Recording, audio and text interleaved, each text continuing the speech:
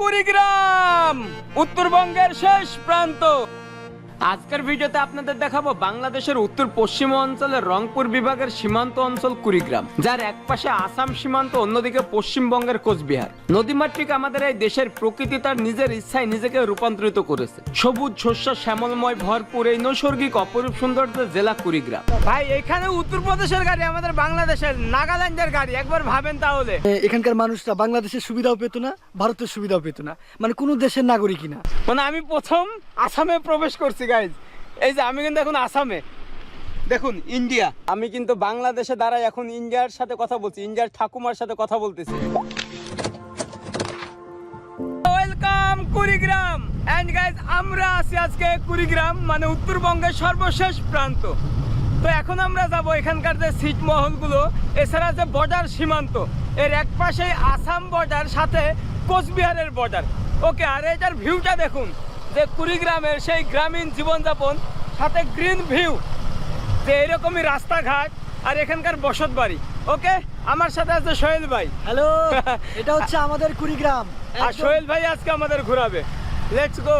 আমরা এখন বঙ্গ সোনারহাট সেতু, এবং এটা কিন্তু সেই ব্রিটিশ আমলের একটা রেল লাইন ব্রিজ ছিল, বাট এখন কিন্তু আর সেটা নাই। তো ওই টাইমে কিন্তু মিজোরাম, নাগাল্যান্ড, মণিপুরে যাওয়ার জন্য এই ব্রিজটাকে ব্যবহার করা হতো। তো এই যে দেখুন, এই যে নদীটা, রিভার, এদিক দিয়ে কিন্তু ইন্ডিয়ার আসামে যাওয়া যায়, এবং আমরা এখন সেখানেই যাচ্ছি। আপনাদের দেখাবো আসামের বর্ডার, মানে মনে হচ্ছে আমরা এখন আসামে আছি। ইন্ডিয়ান গাড়ি দেখুন, এগুলো কিন্তু সব ওয়েস্ট বেঙ্গলের গাড়ি, না আসামের। এই যে ইউপি লেখা, উত্তরপ্রদেশের। ভাই এখানে উত্তরপ্রদেশের গাড়ি, আমাদের বাংলাদেশের নাগাল্যান্ডের গাড়ি, একবার ভাবেন তাহলে। এই যে সব লরি কিন্তু, ও মামা ইন্ডিয়া, ইন্ডিয়ান, এ বাংলাদেশ। এই যে দেখুন সব পাথর আসছে। ও শিলং মানে মেঘালয়া 350 কিলোমিটার, আর ভুটান হচ্ছে 160 কিলোমিটার। এই যে, আর কোচবিহার 65 কিলোমিটার। তাহলে একবার ভাবেন যে এইখান থেকে কিন্তু খুব সহজেই আসামে যাওয়া যাবে, যদিও আমি আসামে কখনো যাই নাই। এই যে ভাইরে ভাই, এরপর আমরা চলে আসি সোনাইহাট স্থলবন্দরে। খুব দ্রুত চালু হবে ইমিগ্রেশন, তখন মাত্র 30 মিনিটেই পৌঁছানো যাবে আসামে। এখানে আসলে দেখা যায় ভারতের সব রাজ্যের বড় বড় লরিগুলো, যেমন উত্তরপ্রদেশ, নাগাল্যান্ড, আসাম, ত্রিপুরা থেকে মূলত পাথর নিয়ে আসে বাংলাদেশ। তবে ইতিমধ্যে ভুটান রাজা পরিদর্শন করেছেন এই সীমান্ত কুড়িগ্রাম জেলা, ভুটানের সাথে সরাসরি ব্যবসা বাণিজ্যের জন্য। তাই বলাই যায় বাংলাদেশের সবচেয়ে অবহেলিত জেলা এই কুড়িগ্রাম এবার উন্নয়নের শীর্ষে অবস্থান করবে। বাড়বে কুড়িগ্রামের কর্মসংস্থান, তখন ভ্রমণ পিপাসুরাও বিনা বাধায় যেতে পারবে ভুটানে, যা কুড়িগ্রাম থেকে মাত্র 160 কিলোমিটার দূরে অবস্থিত। এরপর আমরা চলে আসি আসাম সীমান্তে। এই ফাঁকা জায়গাটার অর্থই হচ্ছে এখানে মানে ব্রিটিশ আমলে রেল স্টেশন ছিল, সকল ট্রেন এখানে দাঁড়াইতো। এটা হচ্ছে সোনাহাট মানে স্টেশন। এরপরে ভারতের যে আসামের অংশ, এটা হচ্ছে গোলকগঞ্জ স্টেশন। বাংলাদেশ দেখছেন, আমি কিন্তু এখন আসাম রাজ্যে, মানে এটা কিন্তু আসাম রাজ্য, এখান থেকে কিন্তু আসাম রাজ্য শুরু। একসময় বাংলাদেশ থেকে ট্রেনের লাইন ছিল আসামে যাওয়ার জন্য, মানে এটা হচ্ছে ধুবড়ি। আপনারা অনেকে শুনবেন যে ধুবড়ি জেলা, সেই ধুবড়ি, মানে এক পাশে হচ্ছে কোচবিহার, তারপরে কিন্তু ধুবড়ি। তো আমরা এখন একটু এদিকে যাব, যে কি সবুজ শ্যামল, যে আসলে দুইটা দেশ যে একই আকাশের নিচে, একই মাটির উপরে থেকেও পরিচয় আলাদা। যে আমরা বাংলাদেশি, তারা হচ্ছে ইন্ডিয়ান, তাদের মানচিত্র আলাদা, আমাদের মানচিত্র আলাদা, কিন্তু আকাশ, বাতাস, প্রকৃতি সব সেম। এখানে আসলে আপনারা বুঝতেই পারবেন না যে এটা দুইটা দেশ, মাত্র একটা কাটা তার ডিভাইড করে দিয়েছে। তো দেখুন কি সুন্দর। আর সামনে হচ্ছে একটা ব্রিজ দেখা যায় ইন্ডিয়ার, যে ইন্ডিয়ার বিএসএফ প্রায় এই ব্রিজ দিয়ে কিন্তু এখানে আসে। আর সামনে হচ্ছে একটা টেম্পল আছে, মন্দির, যে এখানে ছোট্ট একটা প্লট ধানের জমির পাশেই কিন্তু, যেখানে ইন্ডিয়া লেখা আছে। এই গ্রামটাকে দেখুন যে কত সুন্দর একটা গ্রাম, যে বাড়ির সাথে কিন্তু কৃষি আবাদ। এই যে সামনে কিন্তু ইন্ডিয়া, আর এখানেও কিছু ঘর, তবে বেশিরভাগ বাড়ি ঘরগুলোই কিন্তু টিনের, আর যে কুড়িগ্রাম একদম সীমান্ত অঞ্চলে। আর রাস্তাটা দেখুন কি সুন্দর, ওই যে ভারত দেখা যায়, যে পুরো অঞ্চলটা একদম ভারত সীমান্তের পাশে। তো আপনারা কখনো কুড়িগ্রামে আসলে এই অঞ্চলগুলো ভ্রমণ করতে পারেন। এর 3 দিকে ভারত, আসাম, ওয়েস্ট বেঙ্গল, কোচবিহার, এই অঞ্চলগুলো, আর একদিকে হচ্ছে মানে বাংলাদেশের একটা সাইড কুড়িগ্রামের। তো এরকম মাটির রাস্তা দিয়ে আমাদেরকে যেতে হচ্ছে, যেহেতু একদম বর্ডারের পাশে।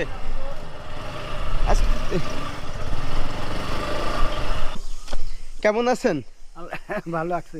এই যে আপনার বাড়ির এই পাশেও ভারত, এই পাশেও ভারত, জি, এই যে এত কাছে থেকে ভারত দেখতে পান, কেমন লাগে এটা? এটা দেখতে পাই, এটা অসুবিধে। অসুবিধা কেন? কেন মানে এই পাশে ও পাশে মনে করেন আটো জায়গা ভারত ভারত, অসুবিধা না। এই তো আর কি। কখনো গেছেন ভারতে বন্ধু বান্ধবীদের বাসায়? এটা আগে গেছি। আগে? হ্যাঁ। তো ওখানে বন্ধু বান্ধব নেই? আছে। তো কথা হয় না আর? হয়, ওরা পার হয়ে আসে যে। ও মানে এখানে ব্যাপারটা হচ্ছে এরকম যে বাড়িটা দেখছেন একদম শেষ সীমান্তে, এবং আমার সামনে হচ্ছে কাঁটাতার, পিছনেও কাঁটাতার। এটা হচ্ছে একটা ফালি হয়ে চলে আসছে বাংলাদেশের সীমান্ত। তো ওইখানকার যারা ভারতীয়, মানে এটা হচ্ছে কোচবিহার, কুচবিহার দিনহাটা। তো কুচবিহারের মানুষ হচ্ছে বিএসএফ এর কাছে আপনার যে ভোটার আইডি কার্ডটা জমা দেয় এই সাইডে ওদের যে জমিগুলো আছে চাষাবাদ করে। তখন কিন্তু তারা এই অঞ্চলটা ঘুরে এখানে আসে, মানুষের সাথে কথা বলে, এখানে পানি পিপাসু লাগলে এখানে এসে পানি খায়, এরকম একটা ব্যাপার। তো ওইখানে কোনো আত্মীয় স্বজন আছে আপনার? আছে আছে আছে, মামাতো ভাই আছে। মামাতো ভাই? জি। তো এক সময় তো হেঁটে হেঁটেই যাইতেন? হ্যাঁ হ্যাঁ, হেঁটে হেঁটে যেতাম। তো এখন তো আর না, এখন যাওয়া যায় না, তো কঠিন ব্যাপার। তার কারণ বিএসএফ যদি দেখা পায় তাহলে তো মনে করেন যে রেহাই লাগে। হ্যাঁ, এই ভয় আবার যায়, ও হঠাৎ খারাপ দিকলে মানুষ শিখলে যায়। আমরা কিন্তু এখন ভারতের রাস্তার পাশে দাঁড়ায় আছি, মানে বাংলাদেশের ভিতরে। আর এই রাস্তাটা কিন্তু ভারতের, এই যে রাস্তাটা কিন্তু কোচবিহারে চলে গেল। আর এই যে এই বাড়িটা দেখছেন, এটাও ভারতের। এই যে বাইকগুলো আসতেছে, এটা কিন্তু সব ভারত থেকে। ওই যে এটা হচ্ছে কোচবিহারে চলে গেল, আর এটা হচ্ছে আমাদের বাংলাদেশ। তো আমরা দেখা করতে আসছি, মানে দেখতে আসছি এই গ্রামটা আর কি। মামা আপনারা কি ভারতের? ভারতের ভারতের আপনারা? আপনাদের বাসা মানে ভারতের ভিতরে? এখন কোথায় যাচ্ছেন? দিনহাটা। এই যে আমাদের ভারতীয় মামারা সব দিনহাটায় যাচ্ছে, সব ভারতের কিন্তু। আমার ভিডিও দেখেন? ও আমার ভক্ত পাই গেছি, এই দেখেন ভক্ত পাই গেছি আমার। ওকে দাদু, ওকে, আল্লাহ হাফেজ। ওই যে ভারতের ছেলেরা এখানে। আচ্ছা, এই বাড়ি তো তোমাদের না, ভারতের না? আর আমাদের বাংলাদেশ, ওইটা বাংলাদেশ না? হ্যাঁ, ওইটা হচ্ছে বাংলাদেশ। তো আমি যদি এখন এই দিক দিয়ে যাই তাহলে ওইটা মানে হবে না, ওইটা ইলিগাল, আমার যাওয়া হবে না, আমাকে যেতে হবে ওই দিক দিয়ে ঘুরে। তো আমাদের সীমান্ত এখানেই শেষ, আর এই ইন্ডিয়ার সীমান্ত এটা, শুধু এই রাস্তাটা চলে গেল ইন্ডিয়ানদের। তো এরকম বিশাল একটা মিরাক্কেলের ব্যাপারে। যে অটোটা দেখছেন, এটা ভারতের অটো। দেখেন ভারতের অটো দাঁড়ায় আছে। ওই ঠাকুমা, ওই ঠাকুমা, চলো তোমাকে বাংলাদেশে নিয়ে যাই, চলো। যেতে পারবেন না? গাড়ি গাড়ি। তো তোমার বাসা কোথায় ইন্ডিয়ার? আর এদিকে কোথায় গেছিলা? দিনহাটা? বল্লাদপুর? ও বলরামপুর, আচ্ছা। তো আমরা ইন্ডিয়ানদের সাথে কথা বলতেছি। তো দেখেন আমি কিন্তু বাংলাদেশে দাঁড়াই এখন ইন্ডিয়ার সাথে কথা বলছি, ইন্ডিয়ার ঠাকুমার সাথে কথা বলতেছি, যে কোচবিহার সীমান্ত দিনহাটা থেকে তিনি আসতেছেন, তার গ্রামে যাচ্ছেন। তো এরকম মিরাক্কেল একটা সীমান্ত আমাদের বাংলাদেশের কুড়িগ্রাম। বাংলাদেশ ও ভারতের এমনও কিছু আশ্চর্যজনক সীমান্ত আছে যেখানে কোনো কাঁটাতাড়ি নেই। চোখ মেললেই দেখা যায় প্রতিবেশী দেশের মানুষের চলাফেরা, জীবনযাপন। সামনের যে গাড়িটি দেখছেন এটি ভারতের, রাস্তার ওই পাশে আবার বাংলাদেশের বাড়িঘর। চাইলেই কথা বলা যায় তাদের সাথে। শান্তিপূর্ণ এই সীমান্ত কুড়িগ্রাম ও কোচবিহারে। তবে কুড়িগ্রাম বাংলাদেশের অন্যান্য জেলা থেকে একদমই আলাদা। বলা হয়ে থাকে এই অঞ্চলটি বাংলাদেশের সবচেয়ে অবহেলিত অঞ্চল। তবে এই অঞ্চলের মানুষের আছে অদম্য ইচ্ছা শক্তির জনবল। এখানকার মানুষ প্রাকৃতিক দুর্যোগের সাথে যুদ্ধ করে টিকে থাকে, বন্যার পানির সাথে মোকাবেলা করে টিকে থাকে। সবুজ ও শ্যামলে অপরূপ সৌন্দর্যের এই অঞ্চলটি বর্ষার সময় এক ভয়ানক রূপ নেয়, কারণ কুড়িগ্রাম জেলা দিয়ে ভারতের প্রায় 14টি নদী বাংলাদেশে প্রবেশ করেছে। বাংলাদেশের সবচেয়ে বেশি পানি বহনকারী ব্রহ্মপুত্র নদও কুড়িগ্রাম দিয়ে বাংলাদেশে প্রবেশ করেছে। এইসব নদীর কোল ঘেঁষেই গড়ে উঠেছে কুড়িগ্রাম জেলাটি, যার ফলে প্রতি বছর বর্ষা মৌসুমে ব্যাপক ক্ষতির সম্মুখীন হয় এই অঞ্চলটি। তারপরও দেখবেন এই অঞ্চলের মানুষ হাসি খুশি, নেই কোনো আক্ষেপ অভিযোগ। তবে আরো বেশি অবাক হয়েছে এখানকার গ্রামগুলো দেখে। টিনের বাড়িঘর, পরিষ্কার পরিচ্ছন্ন রাস্তাঘাট, তবে পুরো মাঠ জুড়ে শুধু ধান আর ধান। যা সত্যি চোখ জোড়ানো মনোমুগ্ধকর পরিবেশ। মানে এখানকার মানুষরা বাংলাদেশের সুবিধাও পেত না, ভারতের সুবিধাও পেত না, মানে কোনো দেশের নাগরিকই না। বাংলাদেশেও পালায় যেতে হতো, ভারতেও পালায় যেতে হতো।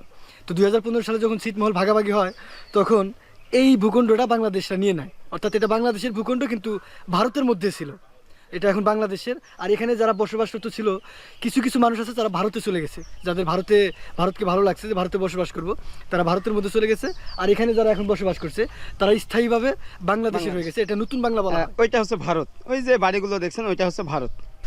বাংলাদেশ থেকে ওই ফেডারেশন থেকে একটা করে ঠেলা গাড়ি দিছে, আর দুই একটা যারা একদম নিম্ন পরিবার তাদেরকে একটা করে গরু দিছিল, আর পায়খানা লেট্রিন মেট্রিং এগুলো দিছে। কেমন লাগে যে এখানে যে ছিটমহল হয়ে গেছে, এখন কেমন লাগে? ইন্ডিয়া না, তখন তো কোনো দেশেরই ছিলেন না, তখন ইন্ডিয়াও বলতে পারতেন না, বাংলাদেশও বলতে পারতেন না। এখন তো বাংলাদেশের দিকে হয়ে গেছে, আর অনেকে আবার ইন্ডিয়ায় চলে গেছে। তো এখন কি পস্তাচ্ছেন যে না ইন্ডিয়ায় গেলে ভালো হইতো, নাকি বাংলাদেশে ভালো আছেন? না, আমরা থাকছি থাকে সুযোগ সুবিধা দেখছি না, যারা যারা গেছে গেছে, হ্যাঁ আমরা আছেন ওই সুযোগই থাকা না, ওটাই বেলা। না, এটা একটা ভাগ্য যে আসলে ছিটমহল ওই সময় কোনো দেশে ছিল না। যাক 15 সালের পর থেকে কিন্তু এটা, ওই যে ওইটা কিন্তু ইন্ডিয়া, দেখুন এই যে এই বাড়িটা কিন্তু ইন্ডিয়ার। এই যে ওই যে বিএসএফ মামা দাঁড়ায় আছে, এটাও ছিটমহল ছিল। হ্যাঁ, তো এখান থেকে যারা উঠে গেছে কোথায় গেছে? ওরা দিনহাটায় আছে, দিনহাটায় আছে। তার মানে ওরা হচ্ছে দিনহাটায় আছে। আমার মা আছে এখানে, আমার ভাই 3টে চলে গেছে ইন্ডিয়া, তারা বউ পোলাপাট নিয়ে পরিবার সহ এখন সব ইন্ডিয়ান নাগরিক, আর আপনি বাংলাদেশের নাগরিক। হ্যাঁ, আমি মানে একাই। ওই ছিটমহল যখন ভাগ হয় জি তখন কি বলা হয়েছিল যে আপনারা যারা বাংলাদেশে থাকবেন বাংলাদেশে, যারা ইন্ডিয়ায় থাকবেন ইন্ডিয়ায়। জি তো আপনার ভাইরা আপনাদের বাবা মাকে ছেড়ে ইন্ডিয়ায় চলে গেছে? জি, ওরা আগে থেকেই কমসে কম মনে করেন যে যখন সিট ছিল তখন নাই তিনি ওরা দিল্লিতে থাকছে, আচ্ছা আচ্ছা, এই কারণে। তারপরে ওই জায়গায় ওরা মনে করেন যে চলে গেছে। তো এখন আর দেখা সাক্ষাৎ হয় না? দেখা সাক্ষাৎ আপনার ভিডিও ফোনে হয়, আচ্ছা, কথাবার্তা হয়। আমরা এমন একটা জায়গায় আসছি এখন, যেই বাড়ির উঠানে হচ্ছে সীমান্ত পিলার, মানে দুইটা দেশের মাঝখানে বাড়ি, এরকম একটা ব্যাপার। তো আমরা এখন প্রবেশ করতেছি, দেখুন যে সেই কুড়িগ্রামের একদম শেষ সীমান্তে। এই যে এটা কিন্তু বাড়ি, এটা হচ্ছে বাড়ি, আর ঠিক হচ্ছে আঙ্গিনায় হচ্ছে সীমান্ত পিলার। এই যে দেখুন এখানে কিন্তু পোয়াল আছে, এখানে গরু, আর ঠিক এইখানেই হচ্ছে সীমান্ত পিলার। এই যে বাংলাদেশ এবং ভারতের সীমান্ত। তাহলে ভাবেন যে এই মানুষগুলো ঘুম থেকে উঠেই কিন্তু ভারতে আসে বা ভারতের সীমান্তে আসে। তো এটা ইন্টারেস্টিং। আর সামনে হচ্ছে যে বাড়িটা দেখছেন, এই যে এই বাড়িটা, এটা কিন্তু ভারতের, এখানে কোনো কাটা তার নেই। এই যে এই বাড়িটা, এই যে গরু চড়তেছে, এটা কিন্তু ভারতের, আর এর পরে হচ্ছে কাটা তার। তো এই অলৌকিক একটা ব্যাপার হলো, ভারতের সীমান্ত কাটা তার পার হয়ে এই বাড়িগুলো পড়ে গেছে। ওই যখন হচ্ছে ভারতীয়রা কাটা তার দিয়ে বেড়া দেয়, তখন এই বাড়িগুলো পড়ে গেছে এই সাইডে। তো ওদের সীমান্ত হচ্ছে এত দূর পর্যন্ত। তো এই যে এগুলো সব ভারতের। তো যাক, আমরা এইটাই দেখার জন্য আসছিলাম। किधर से आया? आप किधर से आया? आपका नाम क्या है दादी?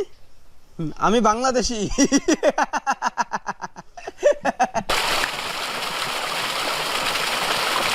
তো যাই হোক, আমরা এখন আছি হুরঙ্গ মারি, মানে সারাদিন কুড়িগ্রাম ঘুরলাম, আর এখানেই কিন্তু আমি চলে যাব, মানে সবাইকে বিদায় দিয়ে দেবো। এই যে আমার ভাই, তো দেখা হবে, আবারও আসবো। তো একটা দিন ঘুরলাম একসাথে, খুবই আনন্দ করলাম, খুবই মজা করলাম। তো এখন ফির চলে যাচ্ছে হচ্ছে রংপুর, বগুড়া। রংপুর বিভাগে। হ্যাঁ, তো রংপুর থেকে বগুড়া যাবে, ঘুরবে। তো আমার মানে জেলা আমি ঘুরালাম। আর ওই যে ভাই, দেখা হবে আবারও ইনশাআল্লাহ। ওকে ভাই, আল্লাহ হাফেজ। তো এই ভিডিওটা আজকে আমরা এখানেই শেষ করে দিচ্ছি। নেক্সট আমাদের অন্য কোনো ব্লগ আসবে, যেহেতু বিভাগীয় শহর জেলা রংপুরে যাচ্ছি। দেখা হবে, ওকে, দেখা হচ্ছে ভাই, টাটা।